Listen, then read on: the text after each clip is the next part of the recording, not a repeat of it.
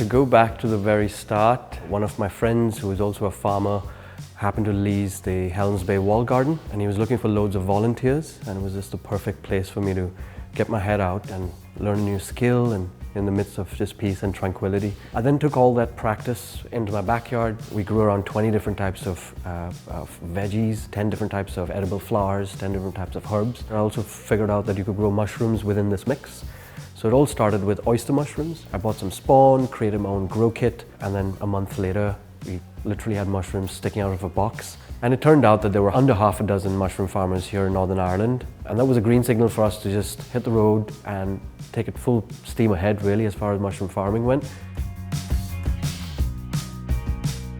Through Connected NI, we've received some really good support, some important support that we as a small business need, as a startup that we've needed. What was important for us through these programs were to team up with the right resources, be them professors, consultants, who have been a vital source for us. So one of the examples I can think of is working with Linda Tran, who is an absolute expert when it comes to food and drink consulting. Through her expertise, we were able to work through different products, and that's been absolutely crucial to us, wherein the value-added products that we do now represent 40 to 45% of our revenue. So through the Belfast BMET, we've helped different companies, and in particular Hearty Growers. He had potentially excess product. He didn't have anywhere for it to go, so he was literally just giving the fresh product away. So I came on board and helped him by saying, well, we could dehydrate them, we can use them in other products that would add value.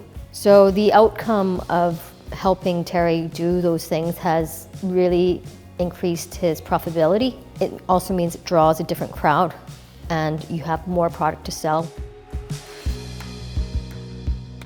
We are heavily energy dependent, i.e. electricity being the core ingredient in running this operation. And what has hit us hard, obviously, is the increase in rates, increase in the cost of living, which has caused us to look internally to see ways in which we can improve our efficiencies of consuming lesser electricity, or looking at regenerative ways or renewable sources of electric. And this is where Nick Bridgepole will play an important role. Nick's been vital to connecting the dots.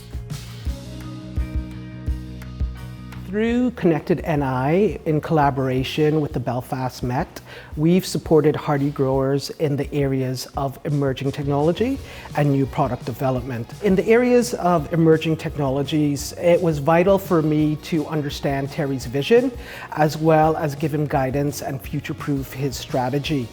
We looked at implementing sensor technology into his back-end growth process to ensure that he was saving money fundamentally. We were able, through Connected NI, to look at ways of measuring that energy, as well as recycling the thermal energy as well, which resulted ultimately in cost savings. We tied in the sensor technology in with cloud management. So the data that we were collating was then pushed up to the cloud, and then Terry can easily access that in real time. So we've looked at different angles of how efficient we currently are and how efficient can we become by just introducing a few changes to the business.